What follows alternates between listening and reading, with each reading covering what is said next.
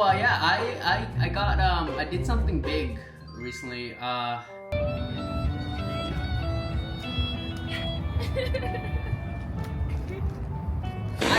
I'm engaged now. I'm an engaged man now. Woo! That still feels surreal to say. It's been about a week and a half or so since the engagement, and it still feels very surreal to say. What I want to do in this video is walk you through like the behind the scenes of the planning process and like just give you those juicy little details. But before I do that, let me actually rewind time and tell you a little bit about asking her parents for her daughter's hand in marriage. Like, man, that's a story in itself. Okay, where do I begin? Okay, oh my god. It's just this chair goes all the way back and I wasn't ready for that. A few months back, I was in the beautiful state of Florida where her family essentially is and they live. And so I've been to Florida like probably a bunch of times by now at this rate. And this time around, I knew I wanted to ask her parents that, hey, is it okay if I propose to your daughter? And again, like I've never done this before and I want to be thoughtful and ask her parents and like talk with them and sit them down, and not even just parents, I want to also ask her sisters too. And so there was Elle's parents' home, and she for some reason left the house. And I remember thinking as soon as she left the house, because we were staying in Ella's family's home at this point, I was like in my head, oh, like this is my chance to ask. And I think I was in the kitchen with her dad. I was washing the dishes. He was behind me doing his thing. Ella wasn't home, and I'm like, oh my gosh, this is my moment to ask him the question. And there I am, like washing the dishes, and I'm like, okay, god damn, I should have prepared a speech or something. I turn over to her dad, Hoffman, and by the way, as a South Asian guy, like it took me a while to call her dad by her first name, because in Hispanic culture you can call people by their first names, but in my culture it's pretty offensive if you call someone by their first name, and so it took me a while to get used to calling him by his first name, Hoffman. I turned to him and I'm like, hey Hoffman, and he turns to me and he's like, yeah, Leaf, what's up? Do you think it's okay if I can talk to you and Delcy in private? Maybe in the backyard later tonight. I have an important thing to ask you. And I can tell he also got a little nervous too. And I was like, oh my god, I don't know what's gonna happen. And he's like, oh yeah, sure, you can talk to me about anything. And I'm like, yeah, well, to give you an idea, I essentially wanna propose to your daughter. And I wanna ask you, are you cool with it? Are you okay with it? And like, I think he got a little nervous too, but he was like very excited at the same time. He was like, oh yes, of course, yeah, no problem. I approve. Oh, I got the answer right away. I was gonna wait for like the nighttime conversation, but it seems like, great, I got the approval. And so there I was in their backyard, sitting with the parents, mom and dad, and I asked them like, hey, again, like I just wanna ask, is it okay if I can take your daughter's hand in marriage? And like, I plan to propose to her, and before I do that, I just want to ask, like, would you guys be okay with it? I was like nervous, right? It's just them two and me, and I'm asking a very vulnerable question. Generally, I knew they would say yes, but it's still a little nerve-wracking, right? And they both like were very excited and like, yes, of course, yes, see. I'm like, whew, I got their buy-in, great. And I didn't just want to ask her parents, I also wanted to ask her sisters. And so that night, I actually talked to both of her sisters, Melissa and Jackie, and I asked, hey, would you be okay if I proposed to your sister? They both agreed, like, yeah, let's do it, and they were very, very excited. And anyways, that's like the whole run-up until the proposal, right? At that point, her parents knew, her sisters knew, but she didn't know. And that is when the proposal planning process started. So now when it comes to the proposal, I knew I wanted to make sure that her family and my family were involved, but I also wanted to keep it a secret from her. Months before the proposal actually happened, I was talking to her sisters, I was talking to her parents, and I was trying to coordinate a date and time for them to fly in at the same time. I was also talking to my brother and my parents, and so there was a lot of back and forth and logistics planning and flights and all these things leading up to the actual proposal itself. Eventually figured July 5th is the sweet spot that works for everyone, and then I had to figure out the details of the proposal. So to make the proposal happen, I essentially hired a proposal planner. Now, I didn't know there was such thing, but upon research, I figured out that, oh, there are people who run businesses and their job is to set up proposals. How helpful is that? I found one online and I DM'd them. I'm like, hey, can you help me with this? And they're like, yes, our package comes with like the floral design. We have the right spots for you. And on top of that, photographs are also included. I'm like, perfect. Our day is July 5th. Can you do that for me? And they're like, yes. Ella loves the CN Tower. She loves Toronto and anything related to Toronto. So I knew I wanted to do the proposal with some sort of iconic Toronto thing behind it, which is the CN Tower, essentially, if you look at these photos. One thing I realized about this whole thing is that it is hard to keep a secret. And I'm a really bad liar. So it's weird, like when I know I'm lying, I feel like my face shows it, and I say the dumbest things, and then she'll be like, well, what do you mean by that? And I'm like, oh yeah, and I stutter, and I'm like, yeah, and I make some dumb excuses. Like for example, I had to pick her dad up from the airport. I had to leave the apartment at around 12 a.m.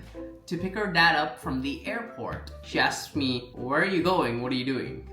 And I'm like, oh yeah, I have to help my dad run some errands and like move and stuff at 12 in the morning. Yeah, it's an all day and all night thing. Don't worry about it. It's all good. Honestly, like I think I was pretty bad at lying, so she probably knew something was up, and I think she kind of caught on to like what was actually happening. So her family started flying in, so I rented a car, I drove over, picked them up from the airport, and I got them to their Airbnb and everything. And so leading up to the day, I gave everyone a full itinerary. Be here at this location, which was provided by the proposal planner, at this time. And then what's gonna happen is on the day of, Ella and I are gonna come, you guys hide away in the corner, and then I'm gonna propose, do it in front of all you guys, and then once the proposal is done, come out and like give us hugs and let's take pictures, right? That's the idea. Now, let me tell you a little bit about the day of the proposal.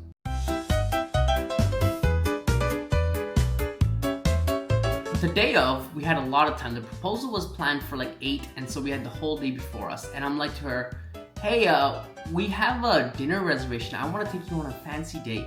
And she's like, oh, really? A fancy date? Huh? Wow. I'm like, yeah, we're going on a date. We're going on a date, yeah, a fancy date. In fact, the date is so fancy, I'm gonna buy you a dress. And on top of that, oh my gosh, you said you want to do your nails, right? Want to just do it right now? And she's like, why? What kind of restaurant are we going to? Oh, it's just a really like fancy one. It's extremely fancy. Like, don't worry about it. And she's like, uh-huh. I got her. In reality, I didn't really get her. We go, I get her a really nice dress that I really like, that she also really liked. We end up doing her nails. I got my hair done, trying to look fresh and everything for the dinner. And then leading up to the dinner, it was time to leave the apartment and go to the proposal spot. But then, out of nowhere, rain comes, ruins a lot of the florals, and the proposal planner texts me and be like, yo, you need to delay for an entire hour before you get down here because the florals have to be redesigned and everything. And I'm like, oh no, okay. And she's like, oh, what's taking so long? Like, Ella, she's asking me like, are we not going yet? What's happening? And I'm like, yeah, no, it's, the dinner reservations is for an outdoor patio, and then the rain came. And so, because the rain came, they for some reason have to like shove our reservation an hour, and so now we kind of have to wait for an hour. And she's like, and I'm like, I got her again. No, I'm such a good liar. Okay, an hour passes and I'm like trying to keep her distracted. I'm like, oh, let's take pictures in the balcony. Oh, look, do this, let that, trying anything I can do to just kill an hour. Eventually, an hour passes. And then we start driving over to the proposal spot. Okay, at this point, the proposal planner is texting me, when you are coming, don't take this route there. Make sure you take this route. And my brother's texting me, everyone's secured, everyone's on the spot. And I'm driving, right? Imagine I'm driving the car. I'm getting pings. Like people are coordinating with me while I'm driving. And then she's talking to me about like some friend drama or something. and I have to like pretend not to notice the text, but do notice the text while keeping a conversation alive and kind of driving at the same time. And so I'm like, yeah. Oh my god, you don't say, right? At some point, because I could have planned this a lot better. At some point during the drive, I was using CarPlay in the car, right? And so that means texts show up in the Google map of the car, of the display of the car. And then I'm driving, and then her brother-in-law, who's also there at the proposal waiting for us, texts me something. And then his name appears, but you don't see the text itself. His name appears on the screen, and she looks at the screen, she's like, oh, I didn't know you text my brother-in-law that often. And I'm like, yeah, I text him. Yeah, about sports. Yeah, we talk about sports sometimes, and I text him about sports. Oh, really? What about sports? I'm like, oh, someone scored a goal the other day, and yeah, don't worry about it, it's all good. She's like, uh-huh, and I'm like, got her again. We park at the spot, and then the nerves really started me. I'm like, wow, this is like so real. Oh my god, this is happening. That's crazy. And we get out of the car. I take her down the route that the proposal planners told me to walk through. I hold her hand, and I'm like to her, yeah, the reservation, the restaurant is around the corner. Come, let me take you. Go around the corner, and then way in the distance you can see like the floral arrangement and the lights and everything. And I'm like, so this was not a dinner reservation. And she's like, mm-hmm. And I'm like, surprise! And she's like, oh, I love it. And we walked to the spot with all the florals, with the Toronto CN Tower in the back, with the water.